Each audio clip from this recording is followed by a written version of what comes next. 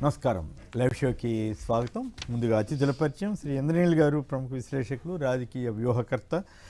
శ్రీ కారుమూరు వెంకటరెడ్డి గారు వైఎస్ఆర్ కాంగ్రెస్ పార్టీ అధికార ప్రతినిధి. ముందుగా కొన్ని ఆసక్తికరమైన వీడియోలు చూద్దాం. దస్తగిరి తన స్టేట్మెంట్స్ లోనే చాలా క్లియర్ గా చెప్పాడు. తొలిసారి ఇచ్చిన 161 స్టేట్మెంట్ లో దస్తగిరి చెప్తాడు, వాళ్ళందరూ కలిపి వివేకానంద రెడ్డి గారిని అసాసినేట్ అంటే చంపేటప్పుడు చంపక ముందు డాక్యుమెంట్స్ గురించి అడుగుతాము అని చెప్పాడు.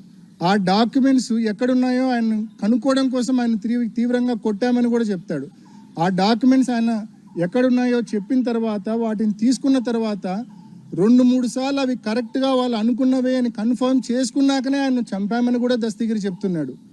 మరి చంపిన తర్వాత హత్య ఉదంతం అయిపోయిన తర్వాత బయటికి వెళ్ళేటప్పుడు కూడా ఆ డాక్యుమెంట్స్ను వెరిఫై చేసుకొని 2 సార్లు 3 సార్లు వెరిఫై చేసుకొని బయటికి వెళ్ళామని చెప్పి కూడా దస్తగిరి అతని వాంగ్మూలంలో చాలా స్పష్టంగా చెప్పాడు. మరి ఇంత క్లియర్గా దస్తగిరి చెప్పిన తర్వాత ఆయన మీకు అత్యంత ఆప్తుడు కదా దస్తగిరి గారు. ఆయన బెయిల్ మేము ఆయన బెయిల్ క్యాన్సిల్ చేయమని కోర్టులో వేసినా కూడా మీరు ఆయనకు మద్దతుగా నిలబడతారు. ఆయనకు మద్దతుగా ఏకంగా లూత్రా లాంటి అడ్వకేట్ను పెట్టి మీరు మాపై పోరాడతారు. ఆయన దస్తగిరి గారి బెయిల్ రద్దు చేయమంటే, దస్తగిరి గారికి యాంటిసిపేటరీ బెయిల్ ఇస్తే మీరు అడ్డుకోలేదు. చీటికి మాటికి ప్రతి అంశాన్ని అడ్డుకునే మీరు దస్తగిరి తానే మీ నాన్నను చంపానని చెప్తున్న దస్తగిరి గారికి యాంటిసిపేటరీ బెయిల్ వస్తూ ఉంటే మీరు కనీసం అడ్డుకునే ప్రయత్నం, అబ్జెక్ట్ చేసే ప్రయత్నం కూడా చేయని విషయం కూడా ప్రజలందరూ గమనించారనే విషయం కూడా మనవి చేస్తూ ఉన్నాం. మరి ఆ దస్తగిరి చెప్పినట్టుగా అంత కీలకమైన డాక్యుమెంట్స్ ఏవి అని అడగాల్సిన బాధ్యత మీ మీద ఉందా లేదా? ఎందుకు ఆ విషయంలో మీకు ఎందుకు నోరు రావడం లేదు? ఎందుకు అడగడం లేదు మీరు సిబిఐ అని చెప్పి నేను ప్రశ్నిస్తా ఉన్నా. ఎందుకు మీరు కోర్టును అడగడం లేదు అని చెప్పి నేను ప్రశ్నిస్తా ఉన్నా. మరి ఇన్ని కీలకమైన విషయాలు మీ తల్లి గారేమో సెలవిచ్చి పంపిస్తారు అటెండర్కు, మీ భర్త గారు కూడా సెలవిచ్చి పంపిస్తారు అటెండర్కు. ఆ విషయం మీరు అడగరు. కీలకమైన డాక్యుమెంట్స్ అంటే ఏదైతే డాక్యుమెంట్స్ దోపిడీ ఆ రోజు రాత్రి హత్య జరిగేటప్పుడు జరిగిందో వాటి గురించి మీరు ప్రస్తావించరు. ఇర్రిలవెంట్ ఇష్యూస్ అన్నీ కూడా మాట్లాడి హైలీ రిలవెంట్ ఇష్యూస్ను పూర్తిగా డంప్ చేసే అంటే పూర్తిగా పక్కదారి పట్టించే కార్యక్రమం ఇన్నాళ్ళు మీరు చేశారనేది వాస్తవం అనే విషయం మీ అందరికీ మనవి చేస్తూ ఉన్నా. 2021లో ఒక పెద్ద మనిషి మన మన మన తెలుగు మన ఆంధ్ర రాష్ట్రానికి సంబంధించిన ఒక పెద్ద మనిషి మరి ఢిల్లీలో ఒక కీలకమైన పోస్టులో ఉండడము, ఆ పెద్ద మనిషి ఆశీస్సులతో అప్పటి సిబిఐ డైరెక్టర్ గారు నియామకం కావడము, ఆయనను మరి సునీతక్క అనేక సార్లు రెఫరెన్స్తో కలవడము, చంద్రబాబు నాయుడు గారు సునీతక్క కలిసి ఒక టార్గెటెడ్ ఇన్వెస్టిగేషన్ దిశగా ఈ కేసును తీసుకెళ్లడము, వారికి నచ్చిన వారిని మాత్రమే సిబిఐ పిలిచి విచారణ చేసింది. ఏ లెవెల్ అంటే నేను గతంలో కూడా ఎలక్షన్స్ ముందు పెట్టిన ప్రెస్ మీట్ లో కూడా 2024 ఏప్రిల్ మాసంలో పెట్టిన ప్రెస్ మీట్ కనీసం ఒక్క చిన్న పదం కూడా తెలుగుదేశం పార్టీ నుంచి రిలీజ్ కాలే. మామూలుగా అయితే తెల్లారు లేచి ప్రవచనాలు చెప్పే చంద్రబాబు నాయుడు గారు మరి దీని మీద ఏం చెప్తారని మేము అడుగుతాం. డ్రగ్స్ వద్దు బ్రో అనే క్యాంపెయిన్ తీసుకున్నాం. ప్రజలు చెప్తారు కానీ మీ పార్టీలో వారు మాత్రం సేవిస్తుంటారేమో. ఎదటివాడి చెప్పడానికే నీతులు, వీళ్ళ మాత్రం అన్ని పనులు చేస్తారు.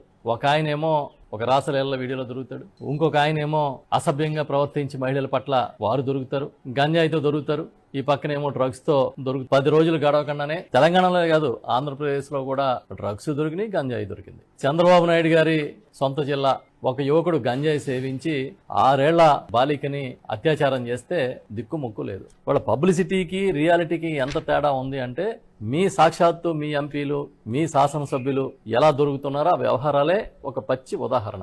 జగన్మోహన్ రెడ్డి గారు ముఖ్యమంత్రిగా ఉండగా పక్కన విశాఖపట్నం పోర్టుకి కంటైనర్లలో డ్రగ్స్ దిగుమతి అయ్యాయి. చూసాం, మనందరం పేపర్లో చూసి ఆశ్చర్యపోయాం. Seized substance, not drugs, says CBI over shipping container detained at Visakhapatnam port in March. అది డ్రగ్స్ కాదు, డ్రై ఈస్ట్ ఉంది అని సిబిఐ ఇచ్చినటువంటి రిపోర్ట్. చంద్రబాబు నాయుడు గారు ఏం చెప్పారు? అది కూడా వాళ్ళ పార్టీ నాయకులు, నందమూరి ఫ్యామిలీకి సంబంధించినటువంటి వాళ్ళు, బీజేపీకి సంబంధించిన వాళ్ళు, టీడీపీకి సంబంధించిన వాళ్ళు చేసుకునే వ్యాపారాలు, అది కూడా తాడేపల్లికి వస్తోంది, జగన్మోహన్ రెడ్డి గారు తెప్పించారని చెప్పారు.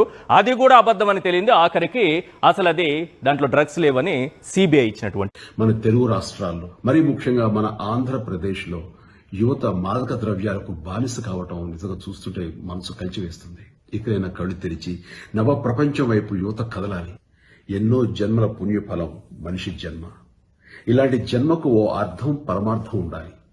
Life is so beautiful.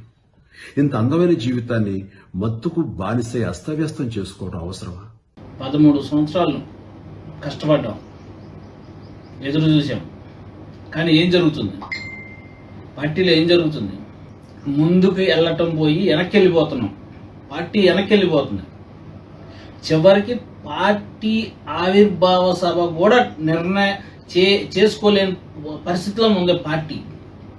ఏం జరుగుతుంది ఇది?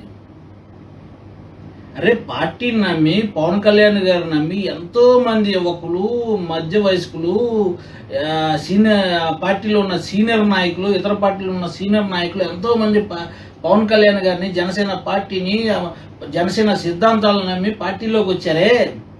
చివరి వాళ్ళ పరిస్థితి ఏంటి? రాజకీయంగా ఆర్థికంగా పూర్తిగా అన్యాయం అయిపోయారు. రాజకీయంగా అడ్రస్ లేరు. రైట్. సెంటిమెంట్గా వచ్చినటువంటి వీడియోలు కూడా ఆసక్తికరంగా ఉన్నాయి. ఇక చర్చలోకి వెళదాం. ముందుగా ప్రగతి తెలంగాణ అనే లక్ష్యం ప్రపంచంలోనే అభివృద్ధి చెందిన ప్రాంతంగా గుర్తింపు తెచ్చేందుకు సర్కార్ కృషి. అందుకే తెలంగాణ రైజింగ్ 2047 విజన్ డాక్యుమెంట్కు శ్రీకారం చుట్టామని తెలంగాణ గవర్నర్ శ్రీ ప్రతాప్ శుక్లా గారితో నిన్న ప్రసంగం అసెంబ్లీలో జరిగింది. వారు మాట్లాడారు.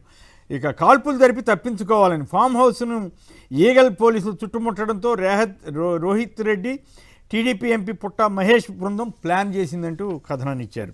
అధికారం పోతే అందరికీ పోతుంది, తస్మాత్ జాగ్రత్త, నన్ను అనలేదు కదా అని ఊరికే ఉంటే అందరికీ నష్టపోతామంటూ ఆయన రేవంత్ రెడ్డి గారు ఇంద్రనీల్ గారు రేవంత్ రెడ్డి గారు సడన్గా నేనే కాదు పోతే అందరూ పోతారు జాగ్రత్త అని హెచ్చరించడంలో ఉద్దేశం ఏమిటది? అంటే అసెంబ్లీ సమావేశాలు ప్రారంభమవుతున్నాయి. మరొకటి ఏంటంటే, మీరు కానీ ఈ మధ్య కాలంలో చూసుకుంటే రేవంత్ రెడ్డి గారి నిర్ణయాలు ఏవి కూడా కాంగ్రెస్లో ఉన్న సీనియర్ నాయకులను కలుపుగోలుగా తీసుకున్న నిర్ణయాలుగా ఎక్కడ కనపడట్లేదు. పదే సీనియర్ నాయకులు రేవంత్ రెడ్డి గారు జగన్ రెడ్డి గారు కూడా పార్టీ మారుతాడు, జగన్ రెడ్డి గారు పార్టీ మారుతున్నారు. కోమటిరెడ్డి రాజగోపాల్ రెడ్డి గారు బహిరంగంగా విమర్శిస్తూ పదవి రాకుండా అడ్డుకుంటున్నారు అంటున్నారు. కొంతమంది జడ్చర్ల ఎమ్మెల్యే అనిరుద్ధ్ రెడ్డి గారు కావచ్చు, కోమటిరెడ్డి రాజగోపాల్ రెడ్డి గారు కావచ్చు, వీళ్ళు రహస్య మీటింగులను నిర్వహిస్తున్నారని పేపర్లో వస్తున్నాయి. ఎమ్మెల్యేలకి విందు ఇస్తున్నారు అని వస్తున్నాయి. కొండా సురేఖ చేసిన కొన్ని వ్యాఖ్యల కారణంగా పార్టీకి డ్యామేజ్ జరుగుతుంది. ఇలాంటి ఎన్నో కారణాలను ఉద్దేశించి చెప్తున్నా కూడా ఫస్ట్ రేవంత్ రెడ్డి గారు సీనియర్ కాంగ్రెస్ నాయకులు, కరెక్ట్గా చెప్పాలంటే తెలంగాణ కాంగ్రెస్ నాయకుల్ని, మొదటి నుంచి కాంగ్రెస్లో ఉన్న తెలంగాణ కాంగ్రెస్ నాయకుల్ని కలుపుకొని నిర్ణయాలు తీసుకోవట్లేదు. కానీ ఇప్పుడు వస్తున్న పరిణామాల దృష్ట్యా ఏంటంటే సీఎం హోదాలో కూర్చొని మీరంతా మీ నియోజకవర్గ పరిధిలోనే మాట్లాడాలి, మీరు రాష్ట్ర వ్యాప్తమైన ఇష్యూస్ని అడ్రస్ చేయడానికి వీల్లేదు అనే హుకుం జారీ చేసినట్లు వ్యవహరించడం అనేది ఆబ్వియస్లీ కాంగ్రెస్ నాయకులకు కూడా మింగుడుపడే విషయం అయితే కాదనమాట ఇది. వీటికి తోడేంటి, ఇప్పుడు స్పీకర్ అనుసరించిన విధానం, ఫిరాయింపు ఎమ్మెల్యేల విషయంలో అనుసరించిన విధానం అవచ్చు, హామీలు సూపర్ 6 అన్నారు, ఆ తర్వాత నిరుద్యోగ యువతకు 6 గ్యారెంటీలు, సో 4000 నిరుద్యోగ భృతి అవ్వచ్చు. ఇలాంటి వాటన్నిటిని ఇప్పుడు అసెంబ్లీ సమావేశాల్లో బీఆర్ఎస్ గ్యారెంటీగా టార్గెట్ చేస్తుంది. ఈ బీఆర్ఎస్ టార్గెట్ చేసినప్పుడు వీళ్ళంతా కలిసి లేకపోతే ప్రజల ముందు అబాసు పాలైపోతాం. ఒక పక్క హైడ్రా వలన జరిగిన డ్యామేజ్ అవ్వచ్చు. వీటన్ని హైడ్రా వల్ల ఈ మధ్య కాస్త మంచి పేరే వస్తున్నట్లుంది కదా, కొన్ని చెరువులు బాగు చేయటం కానీ ఇవన్నీ కూడా వస్తుంది సార్. ఆబ్వియస్లీ అది చూడండి, కొంత నష్టం జరిగినప్పుడు ఎలా ఉంటుందంటే సార్, ఇప్పుడు పేదల ఇళ్ళు కొట్టేశారు. పేదల ఇళ్ళు కొట్టేసినప్పుడు దానికి అసలు పర్మిషన్స్ ఇచ్చింది ఎవరు, ఆ రోజు అధికారులు ఎవరు, లేదు అమ్ముకున్న ల్యాండ్ లార్డ్ ఎవరు, అది కొనుక్కొని అంటే బ్యాంకు లోన్ ఇచ్చే పరిస్థితి ఉన్నప్పుడు ఒక సామాన్యులు తక్కువ ధరకు వస్తుందని కొనుక్కున్నప్పుడు వాళ్ళకి పునరావాసం కానీ ఇలాంటి ఏర్పాట్లు ఏమీ లేకుండా చేసిన కొన్ని అపార్ట్మెంట్లు అప్పట్లో ఇప్పుడు ఓవరాల్ గా కాంగ్రెస్ ఎమ్మెల్యేలకు హెచ్చరిక చేస్తున్నట్లే, మీరు కనుక ఇష్టం వచ్చినట్టు అయితే మీరే నేనే కాదు మీరు మునుగుతారని చెప్పటమే అనమాట. మునిగాము ప్రజలకు పూర్తిగా అర్థమయ్యే లోపు మీరు తప్ప కాదు సార్. ఇప్పుడు మునిగామని అట్లా అనకూడదు. ఆయన నేనేమన్నాను, ఆ అర్థం వచ్చిన తర్వాత ఇంకా 3 ఏళ్ల తర్వాత కదా, అప్పుడు పరిస్థితులు ఏంటో అది వేరే విషయం. బట్ జనరల్గా ఏంటంటే చంద్రబాబు గారు లాగానే ఈయన కూడా ముందుగానే హెచ్చరిస్తున్నట్టుగా నాకు అనిపించింది. అంటే హెచ్చరికలు ఎప్పుడు ఇస్తారు సార్? సర్దుబాటు చర్యలు చేసుకోవాల్సిన పరిస్థితి వచ్చినప్పుడు ఇస్తారు. అది కూడా ఒక కారణం. సో అది నేను చెప్పబోతుంది. రైట్. కాంగ్రెస్ కు జీవన్ రెడ్డి రామ్ ఈ నెల 25, 26 తేదీల్లో నిర్ణయం ప్రకటిస్తారని ప్రచారం. బీఆర్ఎస్లో చేరతారంటున్న అనుచరులు, కాంగ్రెస్లో కొనసాగే పరిస్థితి లేదంటున్న జీవన్ రెడ్డి. అప్పుడే కాంగ్రెస్ ఫ్లెక్సీలు కూడా ఆయన పక్క నుంచి, ఆయన ఇంటి దగ్గర నుంచి తొలగిస్తున్నారట. మొత్తం మీద జీవన్ రెడ్డి చాలా కాలంగా, ఎప్పుడు 85 నుంచి ఆయన కాంగ్రెస్ పార్టీలో పనిచేస్తూ వచ్చారు. ఇప్పుడు 40 ఏళ్ల తర్వాత ఆయన పార్టీని విడాల్సిన పరిస్థితి రావడం అనేది దానికి కారణం బీఆర్ఎస్లో గెలిచినటువంటి సంజయ్ని కాంగ్రెస్ తీసుకోవటం, ఆయనకి అనర్హత వేటు వేయకుండా ఆయన కాపాడటం, ఇవన్నీ కూడా. తర్వాత మున్సిపాలిటీల్లో కూడా జీవన్ రెడ్డి క్యాండిడేట్కి కాకుండా సంజయ్ క్యాండిడేట్కి ప్రాధాన్యత ఇవ్వటం. సో ఇవన్నీ కూడా ఆయనకి మనస్తాపానికి గురి చేసినట్టుంది. లేదా ఈ మధ్య రాజ్యసభ జరిగితే రేవంత్ సన్నిహితుడు ఇస్తున్నారు కానీ సీనియర్ కాంగ్రెస్ నాయకుడికి ఇవ్వలేదనే ఒక భావన, ఇవన్నీ కూడా వెరసి జీవన్ రెడ్డి బహుశా వెళ్ళిపోతారేమో చూడాలి. ఈలోగా మళ్ళీ కాంగ్రెస్ అధిష్టానం బుద్ధగిస్తుందేమో తెలియదు. ఇక గ్యాస్ ట్రబుల్. రాష్ట్రంలో వంట గ్యాస్ సరఫరాలో చంద్రబాబు ప్రభుత్వం విఫలం. బ్లాక్ మార్కెట్లో యథేచ్ఛగా అధిక రేట్లకు విక్రయం. 2000 వాణిజ్య సిలిండర్లు 3 నుంచి 4000 అమ్ముతున్నారట. ఏపీలో సంక్షోభం వచ్చిందట. కరోనానే నేనుంటే కరోనా ఏమన్నారండి? నేనుంటే కరోనా వచ్చేదా తమ్ముళ్ళు ఏమన్నారు? నేనుంటే కరోనా వచ్చేదా తమ్ముళ్ళు అన్నారు. మరి ఇప్పుడు గ్యాస్ సమస్య రాకూడదు కదా ఆయన ఉంటే. అసలు ప్రపంచ సంస్థ అంతా కూడా గ్యాస్ సమస్య వచ్చింది. ఇంకా ఇక్కడ విచిత్రం ఏంటంటే గ్యాస్ మళ్ళీ ఈయన చెప్పారు, వారు గ్యాస్ బ్లాక్ మార్కెట్కు తరలిస్తే చర్యలు తీసుకుంటాం, అంతరాయం లేకుండా సరఫరా చేస్తామని. అంటే చంద్రబాబు నాయుడు గారి స్టేట్మెంట్లు మనం పరిగణలో తీసుకుంటే అసలు మనం దాని మీద డిస్కషన్ చేయాల్సిన పని ఉంటుంది. ఆయన చెప్పేదానికి చేసేదానికి పొంత ఉందని తెలుసు కదా. ఎంత విచిత్రం అంటే కొమ్మనేని గారు, ఈ గ్యాస్ సమస్య వస్తుందని మనకు ఆల్రెడీ 10 రోజుల నుంచే సమాచారం ఉంది. మొన్న క్యాబినెట్ మీటింగ్ జరిగితే దాని మీద డిస్కషన్ లేదు. హెరిటేజ్కి భూములు ఇచ్చే దాని మీద డిస్కషన్ అయింది తప్ప మన క్యాబినెట్ మీటింగ్ సరే హెరిటేజ్కి సంబంధించి రాయితీలు ఇచ్చే దాని మీద 100 కోట్ల రూపాయలకు పైగా రాయితీలు ఇచ్చే దాని మీద అయింది తప్ప అసలు ఈ గ్యాస్ సమస్య వస్తుంది లేదంటే మనం దీనికి సంబంధించి ఏం చేయాలి, ఇప్పటికే చాలా హోటల్లో మూతబడి ఉన్నాయి, రేపొద్దున ఇంకా మూతపడతాయి, దాని తర్వాత ఇబ్బందులకు గురవుతారు ప్రజలు, దీని మీద ఎక్కడా డిస్కషన్ లేదు. ఇప్పుడు అదే చేతులు కాలేక ఆకులు పట్టుకుంటారన్న సామెతగా ఇప్పుడు ఆల్రెడీ 4 రోజులకు సంబంధించి మన దగ్గర నిల్వలు ఉన్నాయి. కొత్తగా గ్యాస్ వచ్చే పరిస్థితి ప్రజెంట్ లేదు. మొత్తంగా మనకి 1,61,00,000 గృహ వినియోగదారుల కనెక్షన్లు ఆంధ్రప్రదేశ్లో ఉన్నాయి. 10 లక్షలకు పైగా ఏదైతే వాణిజ్య అంటే మన హోటల్స్ కానీ ఇది కమర్షియల్కి సంబంధించి ఉన్నాయి. దీంట్లో రోజుకి ఏదైతే 4,000 టన్నులు గ్యాస్ అవసరం అంటే కొమ్మనేని గారు, అయితే ప్రజెంట్ మన దగ్గర 16,000 టన్నులు మాత్రమే ఉంది. అంటే మీరు అన్నట్టుగా నిన్న సమాచారం అది. అంటే నిన్న, ఈ రోజు, రేపు, ఎల్లుండితో అయిపోద్ది అది. అంటే ఈ 4 రోజులు వస్తుందేమో. ఈ 4 రోజులు వచ్చినంత రోజు 4,000 టన్నులు కావాలి. సో ఇప్పటికే చాలా హోటళ్ళు మూతపడి ఉన్నాయి. మూతపడకపోయినా కట్ చేసేస్తారు గారు కాదు. దేవాలయం నాకు ఆశ్చర్యం ఏంటంటే ఈయన చాలా పెద్ద హిందూ మతోద్ధారకులు ఇదని చెబుతారు. చివరికి దేవాలయంలో ప్రసాదాలు తయారు చేయడానికి కొన్ని చోట్ల కట్టెలు వాడుతున్నారు, కొన్ని చోట్ల అరటిపండు ఇచ్చి సరిపెట్టుకోండి అని చెబుతున్నారు. ఇప్పుడు దేవాలయాలతో ఒకటి, ఇప్పుడు దీనికి సంబంధించి ఇప్పుడు హోటల్స్లో ఆల్మోస్ట్ మీకు 20 to 30% హోటల్స్ ఆపేశారు. వాళ్ళు ఏంటంటే వాళ్ళ దగ్గర లేవు. ఇప్పుడు నాట్ ఓన్లీ ఆంధ్రాని కాదు, తెలంగాణలో కూడా అదే పరిస్థితి. కాకపోతే మరి ఈయన విధంగా ముఖ్యమంత్రి కదా, ఇప్పుడు 75 ఏళ్ళ అనుభవం, నేనుంటే కరోనా వచ్చేదా తమ్ముళ్ళు అన్నాడు, నువ్వుంటే గ్యాస్ కూడా ఇవ్వలేని పరిస్థితి అనేది చెప్పాలి కదా. అదే అందుకే ఒక డైలాగ్ వేసినప్పుడు తర్వాత ఏమవుతుందనేది విజన్ నాయకులు ఆలోచించుకోవాలి. అయితే ఆయనకి ఏం పెద్ద ఇబ్బంది కాదు, ఎప్పుడు ఏది కావాలంటే మాట్లాడగల కానీ ఆ సమర్థత ఉందని మనం ఒప్పుకోవాలి. అది మాటల మాత్రంలో సమర్థత మీరు ఏదన్నా అనుకోండి. కాదుగా ఎవరైనా అంటారా కరోనా నేనుంటే వచ్చే తమ్ముడు, ఓ పక్క జగన్ గారు అన్ని రకాల కాదు దేశం అంతా వచ్చింది సడన్ గా కరోనా వచ్చేదో తమ్ముళ్ళు అన్నాడు కదా, ఆ కరోనాలో ఈయన అసలు బయటికి రాలా, ఉన్నాడు హైదరాబాద్. గ్యాస్ సమస్య లేకుండా చేస్తే ఆయనకి గుడ్ బాగా చేశారని చెప్పొచ్చు. కానీ మరి ఓ పక్క ఏమో సంక్షోభ దిశగా వెళ్తా ఉంది. మరి దాన్ని జాగ్రత్తగా పడితే ముందు ప్రజలకు ఇబ్బంది లేకుండా ఉంటుంది. రైట్. న్యాయానికి ముసిగేసి వాస్తవాలు దాచేసి చంద్రబాబు కోసమే వైఎస్ సునీత ఆరాటం. ఆధారాలతో సహా నిలదీసిన వైఎస్ అవినాష్ రెడ్డి ఈ కేసు మర్డర్ ఫర్ గెయిన్ కాదా అంటూ ఆయన చాలా సంచలనమైనటువంటి సంగతులు చెప్పారు. వివేక రెండో భార్య కొడుక్కి DNA టెస్ట్ చేయించే ధైర్యం ఉందా? వివేకాకు రెండో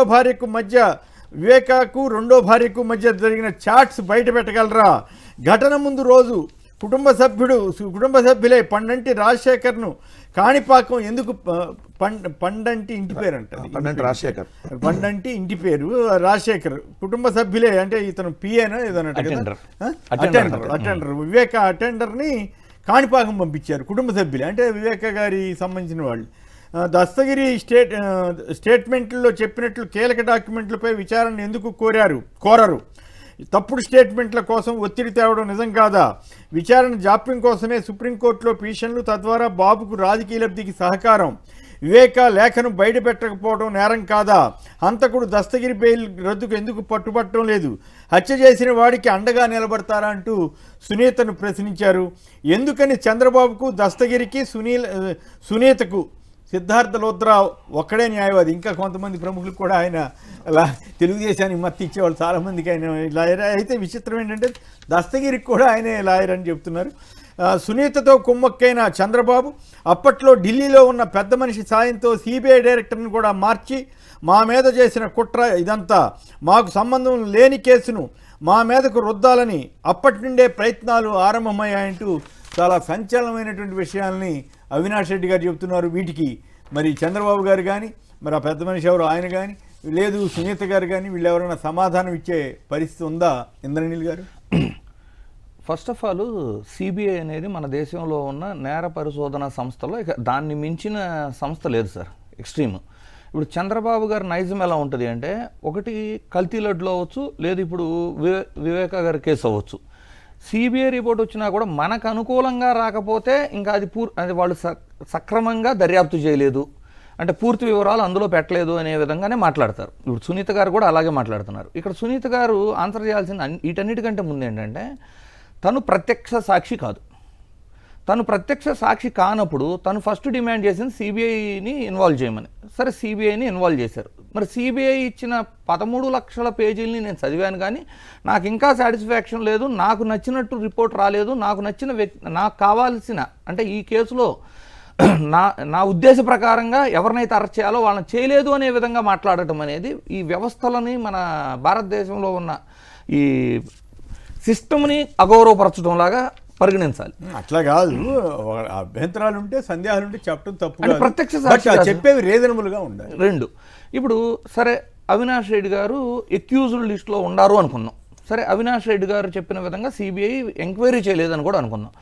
దస్తగిరి అనే అతను చాలా క్లియర్గా ఎంత క్రూరంగా వివేకానంద రెడ్డి గారిని చంపాము అనేది పలుమార్లు చెప్పిన వ్యక్తి తను చంపిన వాళ్ళల్లో ఎక్యూజ్డ్లో ఉండి నేను ఒక నేరస్తుడిని ఒప్పుకుంటూ ఆ కీలకమైన విషయాలు ఆయన ఏవైతే చెప్పారు ఆయన గురించి, అంటే వివేకానంద రెడ్డి గారికి సంబంధాలు, అక్రమ సంబంధాల గురించి, అలాగే రియల్ ఎస్టేట్ వ్యాపారంలో ఉన్న లావాదేవీలు, తగాదాల గురించి, డైమండ్స్ గురించి, ఇలా 3-4 సబ్జెక్టులు ప్లస్ ఒక డాక్యుమెంట్ గురించి కూడా చాలా కీలకంగా ప్రస్తావించి ఉన్నారు.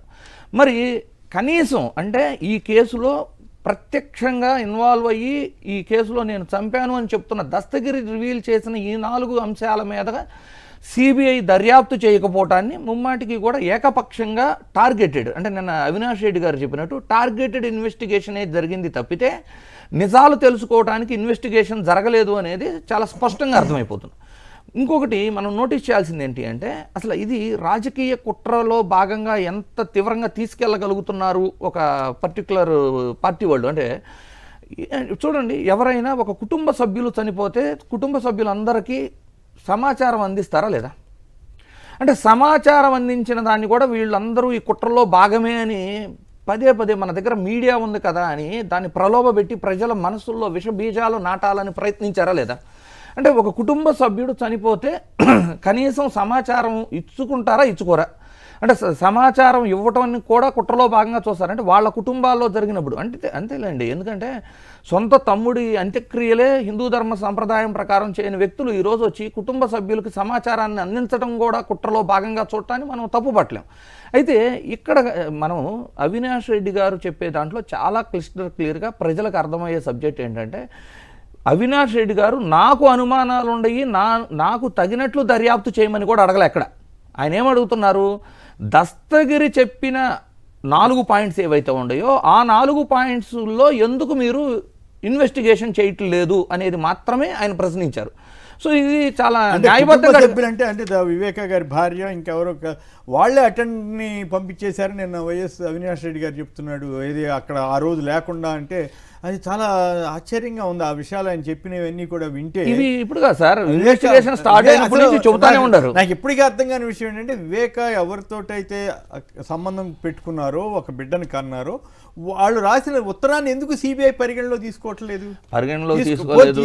అసలు విచారణ చేయాలి కదా, కరెక్టా కాదా అని. పిఏ కృష్ణారెడ్డి గారిని ఎంతలా బెదిరించారు, వాంగ్మూలం వాళ్ళకి అవసరమైనట్లు ఇవ్వాలి అన్నట్టు హింసించిని ఉండి ఆయన బయటకు వచ్చి మీడియా రూపంగా మాట్లాడిని ఉండి.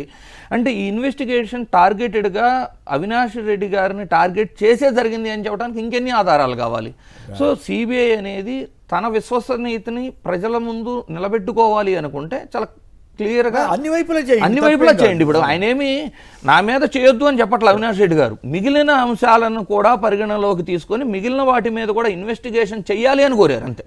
రైట్. వెంకటరెడ్డి గారు చెప్పండి, ఈ కేసులో బహుశా నిన్న ఈనాళ్ళు ప్రముఖంగా వేశారు సునీత గారు. బహుశా వాళ్ళందరికీ ఇన్ఫర్మేషన్ ఉంటుంది అవినాష్ రెడ్డి గారు ఇవన్నీ అడగబోతున్నాడు, అందుకని ముందుగానే బురద వేస్తే పెద్ద రాసుకున్నారు. ఇవాళ మరి రాశారో లేదో చిన్న ముఖ్య ఎక్కడ ఎంపీ ప్రెస్ మీట్ కాబట్టి కొంచెం వేయాలి కాబట్టి ఇంత ముఖ్యం గారికి ఇచ్చిన ప్రాముఖ్యత అయితే ఇవ్వలేదు. అంటే ప్రజెంట్ సిట్టింగ్ ఎంపీగా ఉన్నారు కాబట్టి కడపకి, సో అందుకని వేయాలి కాబట్టి వేశారు దాన్ని. ప్రెస్ కాన్ఫరెన్స్ అనుమానం ఇప్పుడు నాకు ఇప్పుడు వచ్చింది అనుమానం. నిన్న ఈయన అవినాష్ రెడ్డి గారు ఏదో మాట్లాడబోతున్నాడని తెలిసేమన్నా ముందు వాళ్ళు సునీత గారితో ప్రెస్ కాన్ఫరెన్స్ పెట్టించే what ever it may be the case.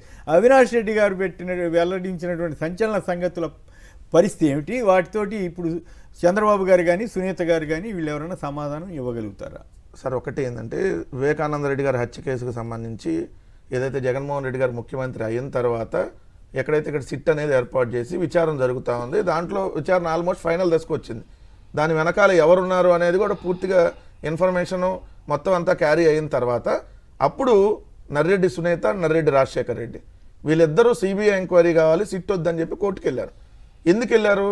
దాని వెనకాల నర్రెడ్డి సునీత, నర్రెడ్డి రాజశేఖర రెడ్డి గారు హస్తం ఉందనేది సిట్ రిపోర్ట్లో బయటకు వచ్చింది అన్నటువంటి సమాచారం వాళ్ళకు ఉన్న తర్వాత వెళ్ళారు. ఇది 100% ట్రూ. సో ఈ హత్య వివేకానంద రెడ్డి గారిని ఆస్తుల కోసమే హత్య చేయించారు అనే దాని మీద, ఎందుకంటే రెండో భార్య కూతురు మీద ఆల్రెడీ నోటరీ చేయించాడు, రెండో భార్య కోసం రెండో భార్యకి ఏదో ఆస్తి రాయిపోతా ఉన్నాడు అనేటటువంటి ఆ సమాచారము ఉన్నది, దానికోసం చేయించారనేది ఒకటి. దాని ఏంటంటే ఆమె సిబిఐకి వెళ్ళింది, అదే సార్ సిబిఐ ఎంక్వైరీ కావాలని వెళ్ళింది. సో అప్పుడు రాష్ట్ర ప్రభుత్వం ఏముంది, జగన్ గారి ప్రభుత్వం మాకేం అభ్యంతరం లేదని చెప్పింది. మేము సిట్తో చేసాం, ఆల్రెడీ దర్యాప్తు క్లోజ్ దశలో ఉంది. మళ్ళీ ఇప్పుడు చంద్రబాబు గవర్నమెంట్ ఉన్నప్పుడు కూడా, చంద్రబాబు గారి గవర్నమెంట్ ఉన్నప్పుడు కూడా సిబిఐ అడిగాం మనం, అడిగారు సిట్ కొంత దర్యాప్తు చేసింది. అప్పుడు సిట్టో లేకపోతే వాళ్ళన్నప్పుడు కూడా సిట్టే సార్ విచారణ చేసింది. దాని తర్వాత జగన్ గారు వచ్చిన తర్వాత ఇంకో సిట్ని వేయటం జరిగింది. ఆల్రెడీ విచారణ అయిపోవచ్చింది. మళ్ళీ ఫ్రెష్గా స్టార్ట్ చేస్తే లేట్ అవుతుంది అని చెప్పి కోర్టుకు చెప్పినాక లేదు సిబిఐ కావాలని అడుగుతున్నారు అంటే ఎస్ మాకు ఏం అభ్యంతరం లేదని చెప్పారు. ఇది మనం కీలకంగా భావించాల్సింది. దాని తర్వాత ఏదైతే సిబిఐగా ఉన్నప్పుడు సుధా సింగ్ నేతృత్వంలో మొత్తం రెండో భార్యకు సంబంధించి అన్ని ఎంక్వైరీలు కూడా జరిగినాయి. అన్ని ఎంక్వైరీలు చేశారు. సుధా సింగ్ దర్యాప్తులో ఆల్రెడీ రెండో భార్యని విచారణ చేశారు, దానికి సంబంధించినటువంటి అంశాలన్నీ వచ్చినాయి. అది దర్యాప్తు కొనసాగుతున్న టైంలో ఇందాక అవినాష్ రెడ్డి గారు చెప్పినట్టుగా ఏదైతే పై స్థాయిలో చంద్రబాబు నాయుడు గారు మనిషిగా ఏదైతే వ్యవస్థల్లో ఉన్నటువంటి ఒక వ్యక్తి ఎవరైతే ఉన్నారో ఆ వ్యక్తి ద్వారా సిబిఐ డైరెక్టర్ని మార్చారు. అక్కడ విచారణ ఎవరైతే వివేకానంద రెడ్డి గారి హత్య కేసును దర్యాప్తు చేస్తున్నటువంటి సిబిఐ అధికారి నుంచి రామ్ సింగ్కి మార్చారు, సుధా సింగ్ని తీసేసి. మార్చిన తర్వాత ఈ రామ్ సింగ్ ఏదైతే సునీత గారు చెప్పిన డైరెక్షన్లో విచారణ చేశాడు.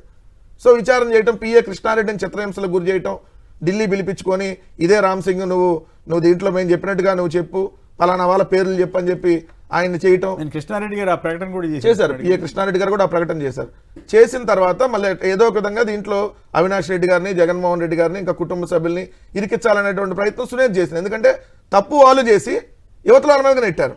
ఇక్కడ మధ్యలో దస్తగిరిని అప్రూవర్గా మార్చి దస్తగిరి చేత వీళ్ళు కావాల్సిందని చెప్పించేసుకొని, నిజంగా దస్తగిరి అనేతను ఈరోజు బయట ఎట్లా ఉంటాడు, కీలకమైన పాయింట్ కదా. రెండోది దీంట్లో నిందితుల జాబితానికి దస్తగిరిని తీశారు. అతను చంపాడు, అతను ఏం చెప్పాడు, నేను గుండెల మీద కూర్చొని నరికి చంపానన్నాడు. మరి అలాంటిది నువ్వు నిజంగా గొప్ప కూతురు అయితే అలా అంటాడు, బయట అలా తిరుగుతున్నాడు, నువ్వు ఎందుకు క్వశ్చన్ చేయాల, వాడు బెయిల్ రద్దు చేయమని ఎందుకు అడగల నువ్వు? దస్తగిరి ఈరోజు సెటిల్మెంట్లు చేస్తా దర్జాగా బయట తిరుగుతూ ఉంటే దస్తగిరి బెయిల్ రద్దు చేయమని చెప్పి ఒక్కరోజు కూడా ఈ గొప్ప కూతురు ఎందుకు అడగల? అసలు ఈ కూతురు ఆ తండ్రితో మాట్లాడి ఎన్ని సంవత్సరాలు అయిందనేది ప్రజలకు తెలియాలి కదా. వివేకానంద రెడ్డి గారు చనిపోయే ముందు దాదాపు 3-4 సంవత్సరాలుగా మాటల్లేవేమో. ఇంటికి వస్తే మొహం కూడా చూసేది కాదని చెప్పేవాళ్ళు.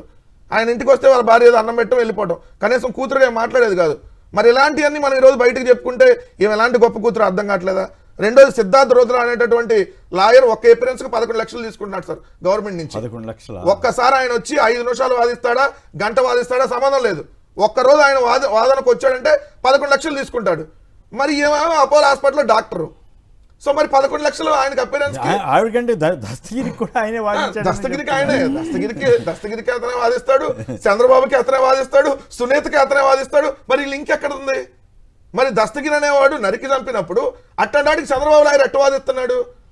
మరి మరి దస్తగిరికి వాదించే లాయరే సునీతకి ఎట్ట వాదిస్తున్నాడు? ఎందుకు? దస్తగిరి మర్డర్ చేశాడు. నీ తండ్రిని చంపిన దస్తగిరి తరపు లాయర్ ఎవరు? ఇదే సిద్ధార్థ లోద్రా. మరి మీ తరపు లాయర్ ఎవరు? ఇదే సిద్ధార్థ లోద్రా. మరి ఇదేంటి విచిత్రంగా సార్? ఇది చాలా గొప్ప బంధం కదా ఇది.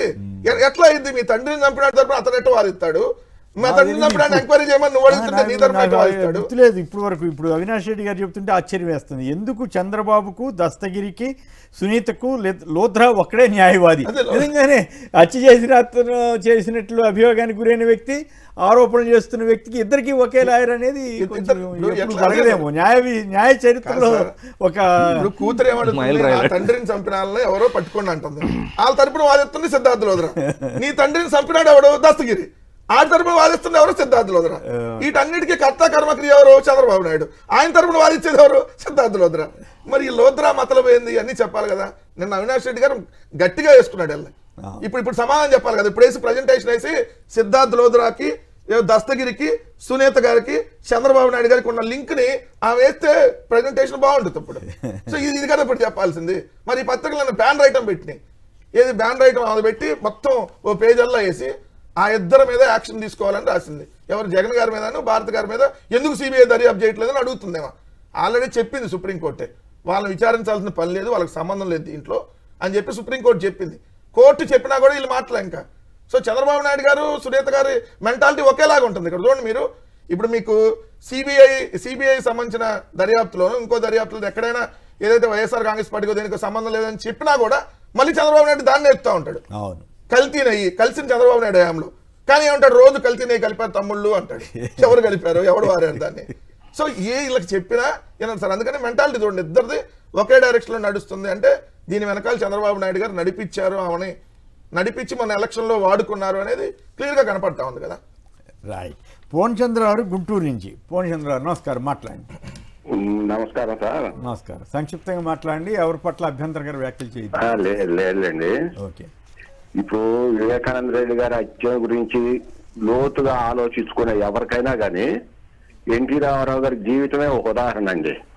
ఎన్టీ రామారావు గారికి ఎన్నుకో టైంలో అదే మొదటి భార్య అయితే ఇదంతా జరిగేదండి. రెండో భార్య కాబట్టి జరిగింది, వెన్నుపోటు జరిగింది. అదే విధంగా ఇప్పుడు సమర్థించి వివేకానంద రెడ్డిని ఎటో తిప్పుదాం అనుకునే చాలా మందికి వాళ్ళ ఇంట్లో వాళ్ళ ఫాదర్ వాళ్ళు రెండో పెళ్లి చేసుకుని యాస్తి మొత్తం వాళ్ళకి ఎంతంటే ఏ మాత్రం ఓర్చుకుంటారండి. వీళ్ళందరూ సమర్థించేటప్పుడు జరిగింది అది కదండి.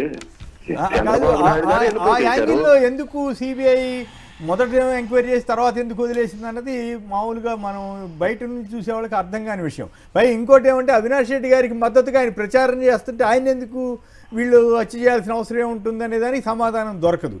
ఆయన ప్రచారం కూడా చేశాడు కదా అవినాష్ రెడ్డి గారికి. ఏమంటారు? ఆ విషయాన్ని మాత్రం బయటపడకుండా కథ నడుపుతా ఉన్నారు మరి. రైట్. ఇక మరో అంశంలోకి వెళదాం. మైకంలో ముంచారు, 100 రోజుల్లో గంజాయి డ్రగ్స్ అరికడతామని ఎన్నికల్లో చంద్రబాబు బృందం ప్రగల్భాలు. కూటమి ప్రభుత్వంలో దేశ డ్రగ్స్ రాజధానిగా మారిన ఏపీ.